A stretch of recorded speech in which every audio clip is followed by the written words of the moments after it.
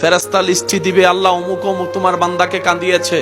আল্লাহ জিজ্ঞেস করবে আমার বান্দার রিয়েকশন কেমন ছিল। ফেরেশতা উত্তর দিবে, আল্লাহ তোমার বান্দা প্রতিশোধ নেয় নাই, ক্ষমা করে দিয়েছে। সুবহানাল্লাহ। আল্লাহ তোমার বান্দা গালির পরিবর্তে গালি দেয় নাই, মুস্কি হেসে ধৈর্য ধরেছে। রব বলে, জিন্নাল্লাহ মা সাবিরিন, তো আমি তার জন্যই বলেছি আজকে থেকে আমি আল্লাহ তার সাথে আছি, তার সাথে আছি, তার সাথে আছি। যে দিন থেকে আপনার রব আপনার সাথী হবে, সেদিন থেকে আপনার জীবনের সবকিছু পাল্টে যাবে। হযরত জুনায়েদ বাগদাদী রাহমাতুল্লাহ আলাইহি রাস্তা দিয়ে হেঁটে যাচ্ছেন, আশেপাশের কিছু মানুষ নোংরা কথা দিয়ে ওনাকে বারবার স্ল্যাং করছে, খোঁচা দিচ্ছে। ওনার যেগুলো ছাত্র সাগরিদরা ছিল, ওনারা মেজাজ গরম করে ওদেরকে আহত করতে যখন সামনের দিকে যায়, জুনায়েদ বাগদাদী রাহমাতুল্লাহ আলাইহি তাদেরকে আটকায় বলে, আমাকে বলে, তোমাদেরকে তো ওর বলে না, পচা কথা মন্দ কথা আমাকে বলছে, তোমাদেরকে তো বলছে না, তোমরা যাচ্ছ কেন?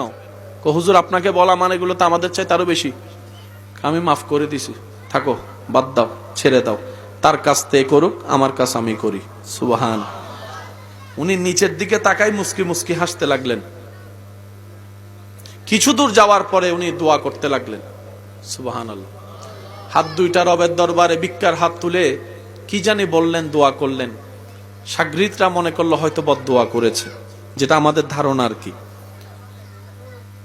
পরে জিজ্ঞেস করলেন, হুজুর কিছু তো বললেনও না, মন্দ কথা শুনে নিচের দিকে তাকাই মুস্কিও হাসলেন, আবার হাত তুলে দোয়াও করলেন, বুঝলাম না তো।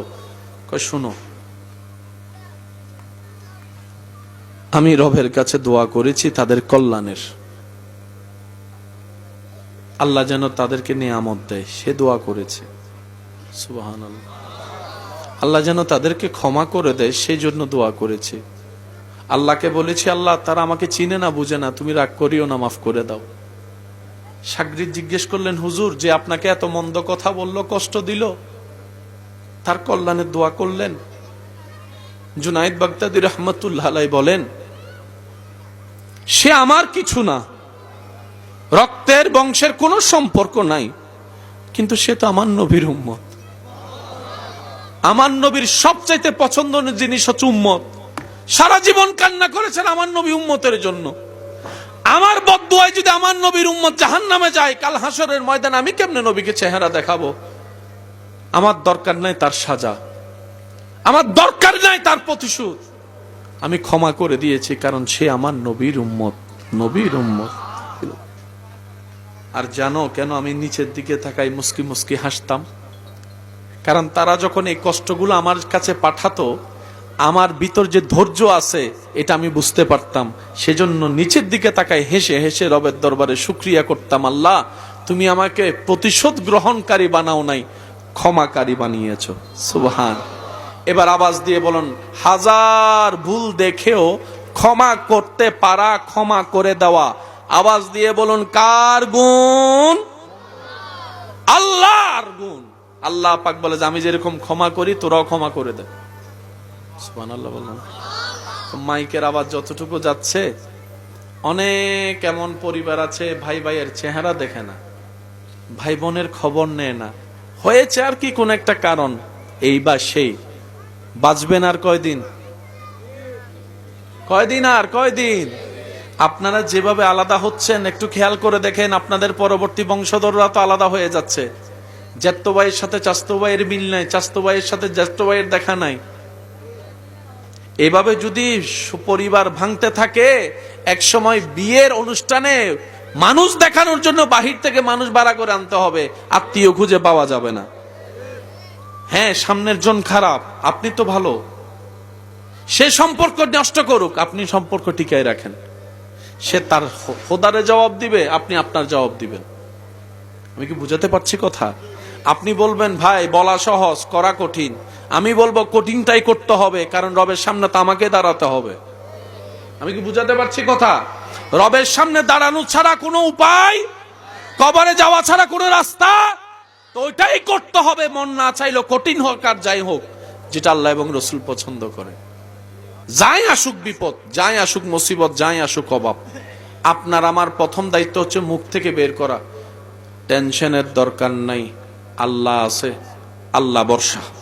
কেউ যদি আপনাকে এসে বলে তোমার তো 5টা মেয়ে 3টা ছেলে, সম্পদও তেমন নাই, মাইয়া বিয়ে দিবা কেমনে, আপনি উত্তর কি দিবেন? আরো জোরে। পকেটে তো টাকা নাই, এই কাজটা তো করা লাগবে, কোন আত্মীয় স্বজন থেকে তো ধারও পাচ্ছ না, সুদে লেগে যাও, আপনি জানি উত্তরে কি বলবেন? হ্যাঁ, আরো জোরে বলেন, আরো জোরে বলেন, আরো জোরে বলেন। আপনার আমার দায়িত্ব শুধু এতটুক, অনলি এতটুক, আল্লাহ ভরসা। কোন বান্দা যখন জমিন থেকে এই কথাটা দিল থেকে একবার বলে আল্লাহ ভরসা, সাথে সাথেই ওই সিচুয়েশনের দায়িত্ব আল্লাহ নিজে নিয়ে নেয়। দুনিয়াকে যত দ্রুত আপনি ভুলে যেতে থাকবেন, তত আপনার আখিরাত আপনার জন্য সুন্দর হয়ে যাবে। সুবহান আল্লাহ তাআলা আমাদেরকে নিয়ামত নেওয়ার তৌফিক দান করুন। এবার বলেন, আপনার পিছনে কেউ যদি বদনাম করে, আপনার ঘরের মধ্যে কেউ যদি অশান্তি করে, আপনি বলবেন কয়দিন? আরো জোরে, আরো জোরে। এই 2 দিন করতে করতে যখন আপনার ভিতরে হাজার কষ্ট জমবে, আপনি যখন সিজদায় পড়ে অজর দ্বারাই কান্না শুরু করবেন, রব ফেরেশতাকে ডাক দিয়ে বলবে আমার বান্দারে কে কাঁদালো, লিস্টে চলে যাবে তাদের নাম। আপনি কিছু করতে যায়েন না, আপনি করলে আর কদ্দুর করবেন, কিন্তু রব যখন করা শুরু করবে অস্তিত্ব থাকবে না। মনে থাকবে ইনশাআল্লাহ। যখন রব জিজ্ঞেস করবে কে কাঁদালো, যারা সত্যিকার মুসলমান নিজের হৃদয়ে লালন করবে, ধারণ করবে মুসলমানিত্ব, বিশ্বাস করেন পাহাড়ের ভিতরে রাস্তা আল্লাহ তাদেরকে করে দেয়। পৃথিবীর কোথাও তাকে মাথা নত করতে হয় না, যার হৃদয়ে আদবে মুস্তাফা থাকবে, ইশকে মুস্তাফা থাকবে, আল্লাহর ভয় থাকবে, আল্লাহর তাওয়াক্কুল থাকবে। আল্লাহ তাআলা বলে বান্দা তোর জন্য আমি একাই যথেষ্ট। বান্দা যখন বলে হাসবুনাল্লাহ হাসবুনাল্লাহ হাসবুনাল্লাহ, রব বলে যে বান্দা তোর কথাকে আমি মিথ্যা হতে দিব না, ভুল হতে দিব না, তোর জন্য আমি আল্লাহ একাই যথেষ্ট হয়ে গেলাম। সুবহান। আজকের মাহফিলে এসে যাদের হৃদয় শান্তি হয়েছে তারা একবার বলেন মারহাবা। আরো জোরে বলেন।